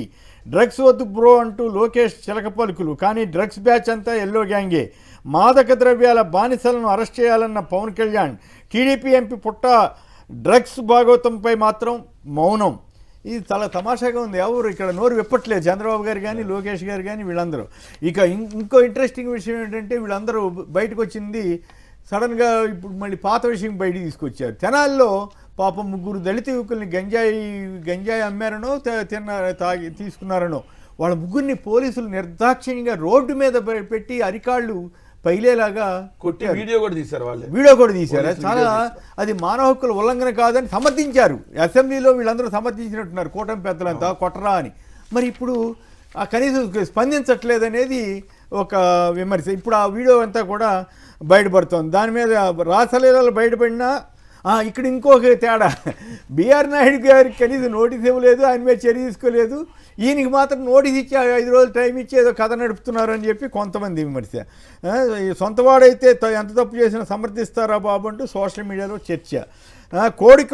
కోడిని కోస్తే నాన్ బెయిలబుల్ కేసు, డ్రగ్స్ తీసుకుంటూ పట్టుబడితే బెయిలా అంటూ మరికొందరు ప్రశ్న. బీసీ ఎస్సీ నేతలపైనే బాబు ప్రతాపం, సొంత సామాజిక వర్గం నేతలైతే చర్యలు ఉండవు. అవును, ఈ మధ్య ఇంకెవరికెవరికో కూడా ఎంపీలందరి మీద వ్యాఖ్యలు చేస్తూ సోషల్ మీడియాలో పలు కథనాలు వస్తున్నాయి. ఇంట్రెస్టింగ్ విషయం ఏంటంటే ఇవాళ ఈనాడు వాళ్ళు నిన్న మొన్న చాలా జాగ్రత్తగా ఎట్లా కప్పేద్దామని చూశారు, కానీ ఇవాళ ఎందుకో మరి ఇంత స్వరం మారింది. వారిది మత్తు చరిత్ర, మాదక ద్రవ్యాలను వాడడం ఇదేం మొదటిసారి కాదా, పుట్టా మహేష్, నమిత్ శర్మల నమూనాల్లో ఇతర డ్రగ్స్ అవశేషాలు, కౌశిక్ రవి తెచ్చిన కొకైన్ బరువుపైన అనుమానాలు. మొదటి రోజు అసలు పేరు రాయడానికే వెనకాడిన వీళ్ళు ఇవాళ ఏదో స్వరం మార్చారు. దీని కథ ఏంటో కూడా తెలియాల్సిన అవసరం ఉంది. నమిత్ను పోలీసులపై కాల్పులకు ఉసిగొల్పిన రోహిత్ రెడ్డి, రితేష్ రెడ్డి అని కూడా వీళ్ళు కథనం ఇచ్చారు. ఈ స్వరం మార్చడంలో కానీ, ఏపీలో డ్రగ్స్ పంచాయతీ డ్రగ్స్ తీరు కానీ, దళితుల మీద పాదాలు పగలేలాగా కొట్టిన వైను ఇప్పుడు ఎంపీ మీ విషయంలోకి వెళ్ళకపోవడం కానీ. వెంకటరెడ్డి గారు చెప్పండి, ఈ పుట్టా మహేష్ గారి కేసు ఏమవుతుంది? సడన్గా ఈనాడులో ఎందుకు స్వరం మారినట్లుగా ఇది వారిది మత్తు చరిత్ర అని రాశారు. సో మరోవైపు ఆంధ్రప్రదేశ్ నిజంగానే డ్రగ్స్ దేశ డ్రగ్స్ రాజధానిగా మారిందంటూ ఉదాహరణతో సహా వీళ్ళు ఇచ్చారు. సో మరి తెనాల్లో అయితే దళితులు పేదల మీద ఒక రకంగాను, డబ్బులు ఉన్న వాళ్ళకి ఇట్లా ఎంపీలకైతే ఇంకో రకంగానే వ్యాఖ్యలు. వీటన్నిటి మీద మీ విశ్లేషణ చేస్తారు? 2 రోజులు అయినా ఇంకో ఇష్యూ తీసుకొని వస్తారు, ఇది తెరమనగా అయిపోయింది. మనం మీరు ఇన్ని సంవత్సరాలను చూస్తున్నారు, మనం 21 నెలల కాలంలో ఎన్ని అంశాలు చూడలే. ఇప్పుడు ఇంతకంటే పెద్ద ఇష్యూ కూడా తిరుమల టీటీడీ చైర్మన్ ఉన్నటువంటి బిఆర్ నాయుడు రాసలీలలో బయటకు వచ్చింది. ఏమైంది? ఏమైనా చర్యలు తీసుకున్నారా? కనీసం నోరెత్తారా? ప్రకటనలు వద్దు, నోరెత్తి ఒకడన్నా మాట్లాడారా? మాట్లాడలా. ఇప్పుడు ఇదేంటి షోకాజ్ నోటీస్ ఇచ్చారంటే ఏం చేయాలి సార్? అదేదో సినిమాలో ఉంటుంది, ఈ నోటీస్ తీసుకొని ఏం చేయాలని ఉంటుంది. మనం ఆ భాష మాట్లాడలేం, కానీ ఆ నోటీస్ తీసుకొని ఏం చేయాలి? 5 రోజులు వచ్చి వివరణ ఇవ్వాలంటారు. కొలిక్పూడి శ్రీనివాసరావు దగ్గర ఎన్నిసార్లు వివరణ తీసుకున్నారు? ఏమైంది? కేసినేని చిన్ని మీద ఇదే కొలిక్పూడి శ్రీనివాసరావు గారు గంజాయిని అమ్మిస్తున్నాడు, భద్రాచలం నుంచి తీసుకొని వచ్చి ఎక్కడని చెప్పాడు ఇంకో ఎంపీ గారి మీద. మరి ఏం చర్యలు తీసుకున్నారు? దాని మీద సోషల్ మీడియాలో వైరల్ అవుతుంది సార్. ఒకటి శ్రీకాకుళం ఎంపీ ఏమో రీల్స్ లో బిజీ, ఆ కేసులో కూడా ఆయన తప్పిస్తానికి ప్రయత్నం చేస్తారు. శ్రీకాకుళం ఎంపీ రీల్స్ లో బిజీ, విశాఖపట్నం ఎంపీ స్థలాల కబ్జాలో బిజీ, ఏలూరు ఎంపీ డ్రగ్స్ తీసుకోవడంలో బిజీ, విజయవాడ ఎంపీ పేకాట శిబిరాల ఏర్పాటులో బిజీ, గుంటూరు ఎంపీ సినిమాలు చూపిస్తానంటలో బిజీ, మచిలీపట్నం ఎంపీ జెండాలు ఎగరేసి గొడవలు సృష్టించడంలో బిజీ. ఇలా రాసుకుంటా పోతే మన చేతులు కూడా బిజీ. ప్రస్తుతం ఆంధ్రాలో కూటమి పరిపాలన అంతా లేజీ, వాళ్ళు బిజీ భలే రాశారు ఎవరు. ఇది పరిస్థితి సార్. ఇప్పుడు మీరు అన్నట్టు ఇక్కడ నిన్నొక్కరోజు అతను డ్రగ్స్ తీసుకోలేదు, అనేక సందర్భాల్లో తీసుకున్నాడు. రెండోది, నిన్న తీసుకున్నటువంటి కొకైన్ కాకుండా వేరే పదార్థాలు కూడా తీసుకున్నాడని సాక్షాత్తు ఈరోజు ఏదైతే ఈనాడు రాసినటువంటిది. ఇక్కడ చూడండి, మీకు పుట్టా మహేష్ నుంచి సేకరించిన నమూనాల్లోని యాంఫటమిన్, మెథా యాంఫటమిన్ ఆనవాళ్లు దొరికాయి. సో మిగతా 4 కొకైన్ వాడినట్టు తెలిసింది. బట్ వీళ్ళు ఈ కొకైన్తో పాటు వేరే డ్రగ్స్ కూడా వాడారని తెలిసింది. ఇది వారిది మత్తు చరిత్ర అని డైరెక్ట్గానే హెడ్డింగ్ పెట్టారు ఈనాడు. అంటే ఇతనికి ఆల్రెడీ వీళ్ళిద్దరు, రోహిత్ రెడ్డి, పుట్టా మహేష్, వీళ్ళిద్దరూ ఫ్రెండ్స్గా అనేక సందర్భాల్లో మద్యం తీసుకుంటున్నారు, మద్యం కాదు డ్రగ్స్ తీసుకుంటున్నారు అనేది ఈనాడే రాసినటువంటిది. ఇక్కడ మీరు అన్నారు ఏమైంది ఇదని. ఏం కాదంటానికి మైనాబాద్ డ్రగ్స్ వ్యవహారంలో కుట్ర కోణం అంటారు శ్రీనివాసరావు, తెలుగుదేశం అధ్యక్షుడు. ఇంకా నయం జగన్ గారు తీసుకెళ్ళి పెట్టారని 4 రోజుల తర్వాత రాస్తారు తెలుగుదేశం వాళ్ళకి మైండ్ పోయి. కుట్ర కోణం ఏంది దీంట్లో? డ్రగ్స్ తీసుకుంటే ఇది డ్రగ్స్ కోణం కాదు, పల్లా శ్రీనివాసరావు సార్ ఈనాడులో చూడండి. ఈనాడు వాళ్ళు అట్లా రాస్తారని తెలియక చెప్పాడేమో, ఒకవేళ తెలియకుండా వాళ్ళు దాంట్లోనే రాశారు ఆ పక్కన స్టేట్మెంట్ కూడా. వాళ్ళు రెండు వాళ్ళే రాశారు. ఏం చేయాలి? కుట్ర కోణం అంట. కుట్రకోణం ఉందని అనుమానం వ్యక్తం అవుతుందని చెప్పి తెలుగుదేశం పార్టీ రాష్ట్ర అధ్యక్షుడు పల్లా శ్రీనివాసరావు ఆయన వివరణ ఎట్లా అడిగాడు? అనుమానం కుట్ర ఉంటే ఇది అసలు సంబంధం లేదు, మా వాడు తాగి తీసుకుంటే మాత్రం చెప్పొచ్చు. పల్లదాకా ఒక ప్రజాప్రతినిధి అని రాశారు. అంటే ముక్కు మొహం నోరు ఏం లేదా, ప్రజాప్రతినిధికి ఏ పార్టీ లేదా. ఇప్పుడు ఆల్రెడీ మొత్తం బయటకు వచ్చిన తర్వాత దేశవ్యాప్తంగా ఈరోజు పరుగు పోయింది. రెండోది, పార్లమెంట్ చరిత్రలో ఒక ఎంపీ డ్రగ్స్ తీసుకొని పట్టుబట్టడం, డ్రగ్స్ పార్టీ నిర్వహించడం, పోలీసుల మీద కాల్పులు జరపడం. అసలు పోలీసుల మీద కాల్పులు జరపది ఈ ఇష్యూనే బయటకు వచ్చేది కాదు కొమ్మినేని గారు. పోలీసుల మీద కాల్పులు జరపడం వల్ల ఇష్యూ బయటకు వచ్చింది. రెండోది, పుట్టా మహేష్ అక్కడ ఉన్నాడన్న విషయం తెలియదు పోలీసులకి. తెలుసుంటే ఇది వచ్చేది కూడా కాదేమో. కానీ ఇదంతా వెంకటేశ్వర స్వామి లేదు. నేను అందరూ చెప్తున్నట్టుగా ఖచ్చితంగా వెంకటేశ్వర స్వామి లేదు. ఎందుకు? ఈ బోలే బాబా డైరీని తెచ్చింది ఎవరు? వీళ్ళ నాన్న చైర్మన్ గా ఉన్నప్పుడే, పుట్టా సుధాకర్ యాదవ్ చైర్మన్ గా ఉన్నప్పుడే బోలే బాబా వచ్చింది. బోలే బాబా డైరీని తీసుకొచ్చాడు కాబట్టి ఆ బోలే బాబా కరప్టెడ్ అని ఇప్పుడు అందరూ చెప్తున్నారు కదా, ఏదైతే కల్తీది అనేది. సో అందుకని వెంకటేశ్వర స్వామి ఒక్కొక్కరు ఇలా పాపాలు బయటికి తీసుకొని వస్తున్నారని చెప్పి మన టీటీడీ చైర్మన్ గా బిఆర్ నాయుడు 30 ఏళ్ళ నుంచి బంధం ఉంటే ఎవరికి తెలియదు సార్ 30 ఏళ్ళ నుంచి ఉన్నట్టు. వెంకటేశ్వర స్వామి బయట పెట్టాడు 30 ఏళ్ళ తర్వాత. మరి ఇవన్నీ ఏంటి? వెంకటేశ్వర స్వామి మహత్యమే కదా. సో డ్రగ్స్ కు సంబంధించినటువంటి వాటిలో ఇక్కడ ఒక్కచోటు కాదు కొమ్మినేని గారు, తెలుగుదేశం పార్టీ ఈ కూటమి పార్టీ ఎమ్మెల్యే ఆదినారాయణ రెడ్డి కొడుకు మొన్న డ్రగ్స్ తీసుకున్న వ్యవహారం కావచ్చు, ఈ రోజు డైరెక్ట్గా ఎంపీ డ్రగ్స్ తీసుకున్నటువంటి వ్యవహారం కావచ్చు, ఆల్రెడీ వాళ్ళ ఎంపీనే గంజాయి అమ్ముతున్నాడని చెప్పి వచ్చినటువంటి ఆరోపణలు ఎమ్మెల్యే చేసినటువంటి కావచ్చు, వెస్ట్ గోదావరికి సంబంధించినటువంటి ఒక ఎమ్మెల్యే, జనసేనకు సంబంధించిన ఎమ్మెల్యేనే గంజాయి వ్యాపారం చేస్తున్నాడని వచ్చినటువంటి వార్తలు కావచ్చు. మరి వీటన్నిటి మీద ఏం చర్యలు తీసుకున్నారు? డ్రగ్స్ వద్దు బ్రో అని స్టేట్మెంట్ పెట్టారు సార్. దానికి మతలబ్ ఏంటంటే డ్రగ్స్ తెలుగుదేశం వాళ్ళు తీసుకున్నా వదిలేయండి బ్రో అని దానికి అర్థంగా స్టేషన్ బెయిల్ ఇచ్చి పంపించేశారు. అది స్టేషన్ బెయిల్. అక్కడ రేవంత్ రెడ్డి గారు అంతవరకు గవర్నమెంట్ 4 తీసుకురావడం కానీ అన్ని బాగానే ఉన్నాయి, కానీ ఆయన ఈ ఒత్తిడిని తట్టుకోలేకపోయాడు ఏమో, మొత్తం మీద పోలీసుల మీద ఇన్ఫ్లుయెన్స్ చేసి స్టేషన్ బెయిల్ ఇప్పించి అప్రదిష్ట పాలయ్యాడేమో. దాని మీద కూడా నేను పెద్ద డిస్కషన్, ఎందుకంటే రాష్ట్ర వ్యాప్తంగా అవుతుంది. ఇప్పుడు ఆంధ్రప్రదేశ్ లోనేమో కోడిని కోసాడని చెప్పి జైలుకు పంపిస్తున్నారు రిమాండ్కి. ఇక్కడేమో కొకైన్ తీసుకుంటే స్టేషన్ బెయిల్ ఇచ్చారు. నవ్వితే కూడా జైలుకు పెడతారు కదా. మీరు నవ్వలు కూడా నవ్వలేస్తారు ఆ రోజు. ఇప్పుడు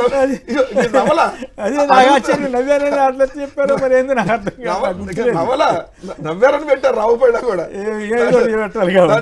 మీరు వెళ్ళొచ్చారు జైలుకి. కొకైన్ తీసుకున్నాడు, ప్రశాంతంగా పార్లమెంట్కి వెళ్ళాడు. కొకైన్ తీసుకున్నాడు, పార్లమెంట్కి వెళ్ళాడు. నవ్వారని మీరే జైలుకి వెళ్ళారు. ఇట్లా కాదు, రాష్ట్రంలో నిన్న లిస్ట్ ఇచ్చారు, ఏది గంజాయి వీళ్ళు వచ్చిన తర్వాత ఎన్ని లక్షల కిలోలు పట్టుబడింది అని. అదే జగన్ గారి టైంలో పట్టుకుని అంత చేస్తుంటే ఇంకేముంది, ఇంకెంతకంటే ఎక్కువ. ఆంధ్రప్రదేశ్ నుంచి చెన్నైకి రవాణా అవుతుంటే మొన్న కారులో తీసుకెళ్తున్నారు 60 కేజీలు తీసుకెళ్తుంటే ఆ కారు ఆటోను గుద్దింది. ఆటోలో ఉన్న 2 చనిపోయారు. ఆటోలో ఉన్న ఒకే కుటుంబాన్ని అన్నదమ్ములు 2 చనిపోయారు. మరి గంజాయి ఎట్ట తీసుకెళ్తున్నారు? పట్టుకోలే తీసుకెళ్తుంటే. వెరైటీ చూడండి ఎట్లా పట్టుబడ్డారు వాళ్ళు. ఆటోను గుద్దడం వల్ల పట్టుబడ్డారు. ఆటోను గుద్దటం వల్ల వాళ్ళు అక్కడి నుంచి పరారీ అయిపోయారు.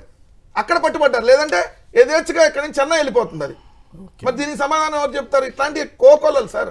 1 2 ఎమ్మెల్యే కొడుకులే తాగుతుంటే వాడు తెలంగాణలో తాగినప్పుడు ఆంధ్రాలో తాకుండా ఉంటాడా? ఇదే ఎంపీ తెలంగాణలో డ్రగ్స్ తీసుకున్నప్పుడు ఆంధ్రాలో తీసుకోకుండా ఉంటాడా? అంటే డ్రగ్స్ అలవాటు ఉన్నాడు, ఖచ్చితంగా తీసుకుంటాడు కొమ్మినేని గారు. ఈయన ట్వీట్ పెట్టాడంట, 2000 మంది చనిపోయారు జగన్ టైంలో అని. అసలు ఈ అబద్ధాల మీదే రాజకీయ పార్టీ నడవడం అనేది వాళ్ళు తెలుగుదేశం వాళ్ళు రాసిస్తారు, వీళ్ళు ట్వీట్లు పెడతారు, కాపీ పేస్టే కదా. వీళ్ళకి వాట్సాప్ లో పెడతారు. నిజాయితీ నిజాలు నిజాయితీ ఉంటే అలా తెలుగుదేశం పార్టీ. ఇంట్రెస్టింగ్ విషయం ఏంటంటే ఫ్లెక్సీలు పెట్టారంట. డిన్నర్కు మాత్రమే వెళ్ళానని పుట్ట మహేష్ వివరణ TV9 వాళ్ళు వేస్తున్నారట. చూడండి, ఏదో డ్రగ్స్ ఎంపీకి స్వాగతం అని పెట్టలేదు. We stand with you, Eluru believes in you అంట. Eluru believes in you, Eluru believes in you, standing strong with our beloved and honourable MP Putta Mahesh Kumar, we stand with you, Eluru believes in you. పెట్టినాడికి సిగ్గట్టలేదు నాకు అర్థం. ఈ కూడా డ్రగ్స్ తీసుకొని పెట్టుండాలి, లేకపోతే మనిషి వాడు పెడతాడు సార్. ఇట్లా ఒక ఎంపీ డ్రగ్స్ తీసుకొని డైరెక్ట్ గా పట్టుబట్టి మీతో మేము ఉంటామంటే దానికి అర్థం ఏంటి?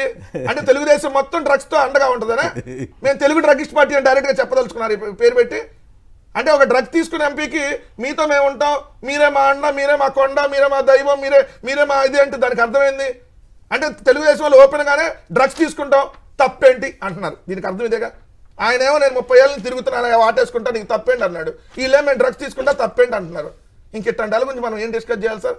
సభ్య సమాజంలో అసలు ఇట్లాంటి అంటే ఇది ఒక ట్రెండ్ ఉండడానికి అర్హులా? దురదృష్టం ఏంటంటే ఇట్లాంటి దిక్కుమాలి ట్రెండ్ ని తెలుగుదేశం పార్టీయే ప్రభుత్వమే ప్రోత్సహించడం. తిరుమల స్వామివారి ఈ ఫ్లెక్స్ తీయాలి లడ్డూ కదా? కల్తీ అని చెప్పి సార్, పైగా జగన్ గారి ఫోటో పెట్టి వేసి ఈ ఫ్లెక్స్ వేయడానికి ఎలా అనుమతి ఇచ్చారు? ఎలా first point. అనుమతిస్తారు? అయ్యే పెట్టినప్పుడు ఈ ఏం పెద్ద లెక్క. దేవుడి మీద వాళ్ళు ఫ్లెక్స్లు పెట్టినప్పుడు డ్రగ్స్ మీద ఎందుకు పెట్టరు? ఇప్పుడు ఎవరు తప్పు చేసినా ఎవరు ఫ్లెక్సీ పెట్టే తీసేయాలి కదా. అదే వైసీపీ వాళ్ళు లేదన్నా పెట్టంగానే వెంటనే వాళ్ళు పోలీస్ కేసు కూడా పంది నిన్న కొవ్వు, ఎక్కడ గొడ్డు చూశాను కేసు పెట్టారంట. అది ఎవరో ఫ్లెక్సీ పెట్టకపోతే అది మచిలీపట్నంలో ఎక్కడో వైసీపీ వాళ్ళు ఫ్లెక్సీ వీళ్ళు పెడితేనేమో ఇష్టం వచ్చినట్టు పెట్టడం. అసలు పోలీసులు ధర్మంగా ఉండాలి కదా. ఎవరు తప్పు చేసినా తప్పే కదా. రేపు పొద్దున పోలవతో స్వాగతం చెబుతారా లేకపోతే డ్రగ్స్ తో స్వాగతం చెబుతారా? రేపొద్దు అందరూ పని చేయండి సార్. రేపొద్దు తెలుగుదేశం వాళ్ళు రేపొద్దున ఏలూరుకి వచ్చేటప్పుడు ఈయన ఎక్కడ దిగుతాడు? గన్నవరం ఎయిర్పోర్ట్ లో దిగి వస్తాడు కదా. వచ్చినప్పుడు అక్కడి నుంచి ఒక్కొక్కరు డ్రగ్స్ ప్యాకెట్లు పట్టుకొని స్వాగతం సుస్వాగతం అని పెట్టినా ఆశ్చర్యం లేదు. ఇలా బతుకులు ఇలా తయారైంది సార్. ఇట్లాంటి వాళ్ళు నిజంగా ఇలాంటి పార్టీ ఉండటం మనం చేసుకున్న కర్మ కాబట్టి ఏం సార్ ఇది? ఇట్లాంటి ఫ్లెక్స్లు పెడతారా? ఎందుకు ఎవరు వాళ్ళకి తెలియకుండానే పెట్టుంటారా సార్? పెట్టింది తెలుగుదేశం మరి కాదు. ఎవరిని అడిగినటువంటి పల్లా శ్రీనివాసరావు టీడీపీ ప్రెసిడెంటే మళ్ళీ కుట్ర ఎవరు ఇవ్వకముందే ఏం లేదు సార్. 2 రోజులు అయిపోయిన తర్వాత వివరం తీసుకున్నాం. ఆయన డిన్నర్కి వెళ్ళాడు. అక్కడ అది సాల్ట్ వేసుకోబోతే అది కొకైన్ అని తెలియలా, సాల్ట్ వేసుకున్నాడు. అది సాల్ట్ కొకైన్ ఒకేలాగా ఉంటాయి కదా. సాల్ట్ కొద్దిగా తక్కువైందని చెప్పి స్టఫ్ లోకి సాల్ట్ వేసుకుంటే అది కొకైన్ అని తెలియలేదు. అప్పుడు మామూలుగా లైట్ గా ఏదో బీర్ తాగాడు, తెలియలేదు. ఆ మత్తులో కొకైన్ అని తెలియలేదని చెప్పి రేపు పొద్దున ఎవరిని ఇచ్చాడని రాస్తారు. ఇది ప్రజలు కూడా గమనించాల్సిన. కానీ చంద్రబాబు గారు 4సారి ముఖ్యమంత్రి అయ్యి ఇన్నేళ్ల అనుభవం ఉండి కూడా ఇట్లాంటి వాటికి గట్టిగా ఎవరు తప్పు చేసినా తప్పు అనే పద్ధతి కాకుండా వైసీపీ వాళ్ళు ఏదన్నా జరిగితే చిన్న జరిగిన పెద్ద చేయటం, తెలుగుదేశం వాళ్ళు ఏదో కప్పిపోతున్నారు. ఇట్లాంటి చేయకుండా ఉంటే ఆయనకి మంచిదేమో. మరి లోకేష్ టీం కదా సార్ ఇదంతా. మధ్యలో లోకేష్ గారి రెడ్ బుక్ ఇదంతా లోకేష్ టీం కదా. రైట్. జయప్రకాష్ గారు విజయవాడ నుంచి. జయప్రకాష్ గారు నమస్కారం. సంక్షిప్తంగా మాట్లాడు. హలో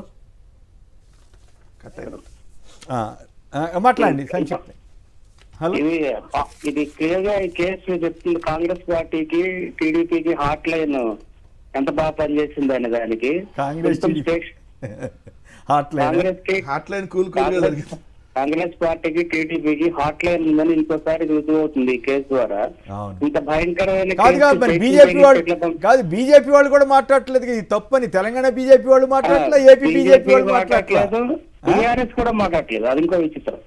అంటే టీఆర్ఎస్ కొద్దిగా ఇబ్బంది ఉంటుంది. అతను టీఆర్ఎస్ లో ఉన్నట్టున్నాడు. అయితే కేటీఆర్ గారు గట్టిగా అని చెప్పారు, లేదు ఎవరిదైనా తప్పే అని ఆయన ఒక మాట అన్నాడు.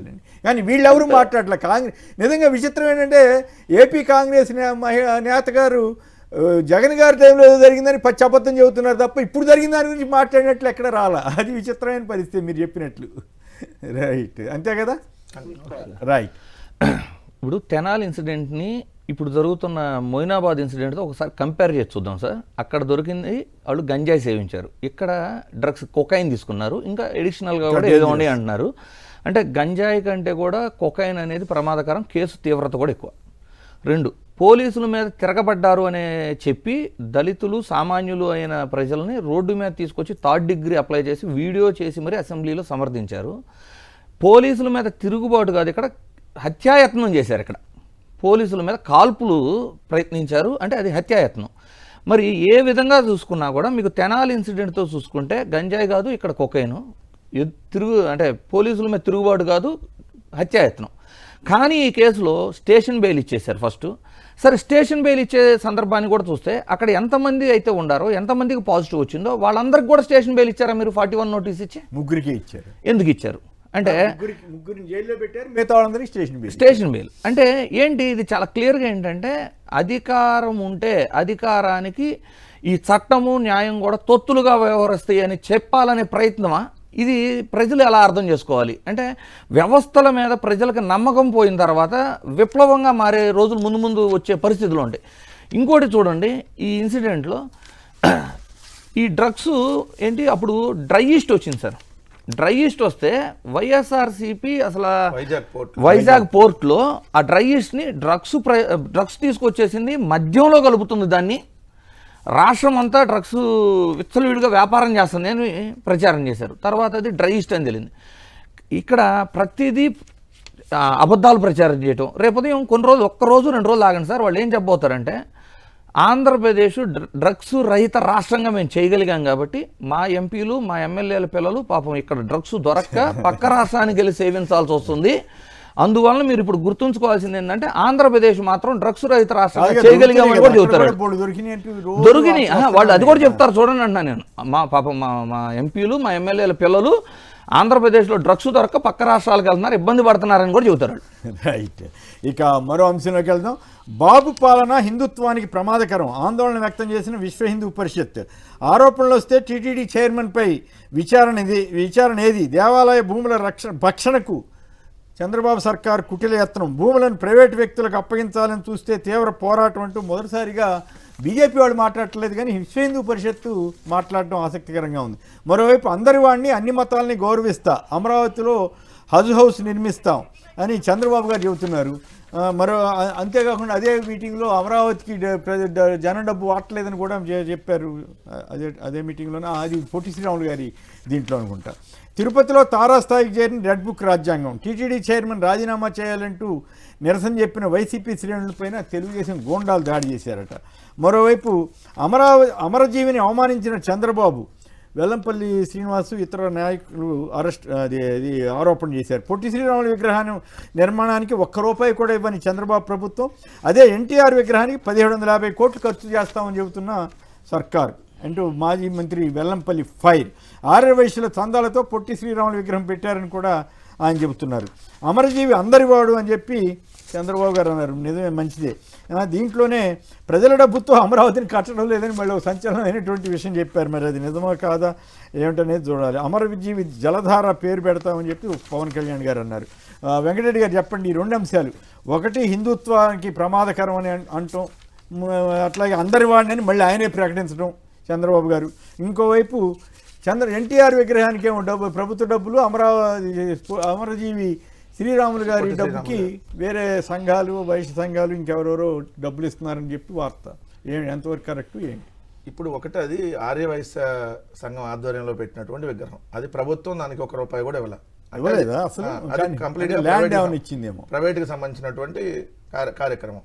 2 తప్పులేదు, ఎందుకంటే ఖచ్చితంగా పొట్టి శ్రీరాములు గారి విగ్రహం పెట్టచ్చు, మనం దాన్ని ఘనంగా ఆయనకు మన నివాళులు అర్పించాలి. మరి అదే ఆర్యవైశ్య సామాజిక వర్గానికి అన్యాయం జరగకుండా కూడా చూడాలి కదా. ఇదే ఈ ప్రభుత్వం వచ్చిన తర్వాత ఆర్యవైశ్యులపై దాడులు చూసుకుంటే మొన్న పొదిల్లో అవినాష్ అనేటటువంటి ఆర్యవైశ్య యువకుడిని పోలీసులు చిత్రహింసలకు గురి చేశారు. దారుణంగా, అత్యంత దారుణంగా కొట్టారు, అత్యంత దారుణంగా. మరి ఆ ఎస్ఐ మీద ఎందుకు చర్యలు తీసుకోవాలి? మీరు ఆ ఎస్ఐని అసలు మీరు సస్పెండ్ చేసి పడేయాలి కదా. ఎందుకు చర్యలు తీసుకోవాలి? 2 మన పిడుగురాల్లో జ్యోతి అనేటటువంటి ఒక మహిళని డైరెక్ట్గా పోలీస్ స్టేషన్కి పిలిపించి ఆమె చేత బలవంతంగా సంతకాలు తీసుకొని ఏదైతే ఆమెను బండబూతులు తిట్టారు ఎస్ఐ, ఆర్యవైశ్య మహిళని. ఇంకో చోట చూస్తే ప్రకాశం జిల్లా దొనకొండ మండలం గంగదేవపల్లికి చెందినటువంటి రేషన్ డీలర్ సత్యనారాయణపై దాడి చేసి కిడ్నాప్కి ఎత్తించారు. ఇవన్నీ మన తెలుగుదేశం రెడ్ బుక్ రాజ్యాంగంలో జరిగినాయి. ఇట్లాంటి కోకొల్లలు ఆర్యవైశ్యుల మీద మరి ఎందుకు చర్యలు తీసుకోవాలా?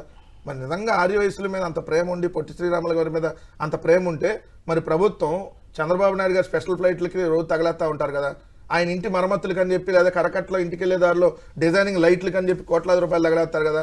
నన్ను పొట్టి శ్రీరాములు గారి విగ్రహానికి మరి డబ్బులు ఇవ్వచ్చు కదా, ఎందుకు ఇవ్వలేదు? రెండోది, పొట్టి శ్రీరాములు గారికి నిజంగా వీళ్ళు నిజమైన నివాళులు అర్పించే వాళ్ళు అయితే ఆయన నెల్లూరు జిల్లాకు ఆయన పేరు పెట్టాలని చంద్రబాబు నాయుడు గారికి ఎందుకు గుర్తురాలా? రాజశేఖర రెడ్డి పెట్టానని చెప్తున్నారుగా, అది చెప్పట్లా పక్కనాలో ఇవన్నీ మన క్రెడిట్ దొబ్బేస్తే అట్లా. 2008 జూలై 4 అప్పుడు జూన్ 4 డాక్టర్ రాజశేఖర రెడ్డి గారు ముఖ్యమంత్రిగా ఉన్నప్పుడు ఆయన శ్రీ పొట్టి శ్రీరాములు నెల్లూరు జిల్లాగా పేరు మార్చారు దాన్ని. మరి ఎందుకు చంద్రబాబు నాయుడు గారు అంతకుముందు 2 సార్లు చేశాడుగా, మరి ముఖ్యమంత్రి ఎందుకు గుర్తురాలా? రెండో అంశం, ఆయన ఈరోజు మతాల గురించి మాట్లాడితే అట్లా ఆయన ఇచ్చిన స్టేట్మెంట్ ఒకటి మనం విన్నాం. హిందువుగా పుట్టాను, వెంకటేశ్వర స్వామి నా ఇష్టదైవం, నీ ఇష్టదైవం యేసు ప్రభు. నువ్వు గెలిస్తే ఎక్కడికి పోతావు? జెరూసలేం వెళ్తావు. మరి ఇప్పుడు అన్ని మతాలను గౌరవించాడు, అయితే నువ్వు గెలిస్తే జెరూసలేం వెళ్తావు, నీ మతం క్రిస్టియన్ అని చెప్పి మాట్లాడతాం ఏంటిది? అంటే క్రిస్టియన్ మతాన్ని అవమానించడమే కదా. అందరి వాడిని అన్ని మతాలని గౌరవిస్తా, గౌరవించాడు సార్. నువ్వు ఏ మతాన్ని గౌరవించవు. ఫస్ట్ పాయింట్ ఏంటంటే హిందూ మతాన్ని అత్యంత ఏదైతే హేటెడ్ గా చూసేది నువ్వే. ఎందుకంటే ముఖ్యమంత్రి విశ్వ హిందూ పరిషత్ డైరెక్ట్ గా వాళ్ళు అటాక్ చేస్తున్నారు కదా, దేవాలయ భూములు వ్యవహారం వీటన్నిటిలో చంద్రబాబు సర్కార్ చేస్తున్నారు. ఈ రోజే కదా సార్, అంతకుముందు ముఖ్యమంత్రిగా ఉన్నప్పుడు సదావర్తి భూములు మీకు గుర్తు ఉండి ఉంటుంది. సదావర్తి భూముల్ని ఏదైతే అపరంగా కొట్టేయాలనేటటువంటి కార్యక్రమం చేశారు ప్రభుత్వానికి సంబంధించి. సో ఈ 42 గుళ్ళను కూల్చి తీసుకెళ్ళి బీజేపీ ఎందుకు మాట్లాడలేదు, విశ్వ హిందూ పరిషత్ ఎందుకు ఇప్పుడు వాళ్ళ గట్టిగా మాట్లాడింది అనేది నాకు. ఇంకా విశ్వ హిందూ పరిషత్ ఇంకా గట్టిగా మాట్లాడాలి సార్. అసలు గొడ్డు కొవ్వు పంది కొవ్వు అన్నప్పుడే అసలు నువ్వు ముఖ్యమంత్రి అయ్యా ఎలా మాట్లాడతావు? 140 కోట్ల హిందువుల భక్తుల మనోభావాలను దెబ్బతీస్తున్నావు, దేవుడు ప్రతిష్టను దెబ్బతీస్తున్నావు. ఏం సుప్రీంకోర్టు కడిగి పారేసినట్టు విశ్వ హిందూ పరిషత్ కడిగి పారేయాలి ఆ రోజు. మళ్ళీ తర్వాత బాత్రూమ్లో యాసిడ్ అన్నాడు. అంటే మేమందరం బాత్రూమ్లో యాసిడ్లో లడ్డూలు తిన్నారా? ముఖ్యమంత్రులు, ప్రధానమంత్రులు, రాష్ట్రపతి, గవర్నర్లు, సుప్రీంకోర్టు జడ్జిలు, హైకోర్టు జడ్జిలు ఏది సార్ గొడ్డు కొవ్వు లడ్డు తిన్నారా, పంది కొవ్వు లడ్డు తిన్నారా? అందరు ఖండించాలి సార్. ఒక్కళ్ళు కాదు. తెలుసు కదా, ఒకవేళ తేడా ఉంటే అంత అసహ్యంగా సార్. కల్తీ పాలు తాగి మన 16 మంది చనిపోయారు సార్. ఫస్ట్ రోజు 6, ఇప్పుడు 16 మంది.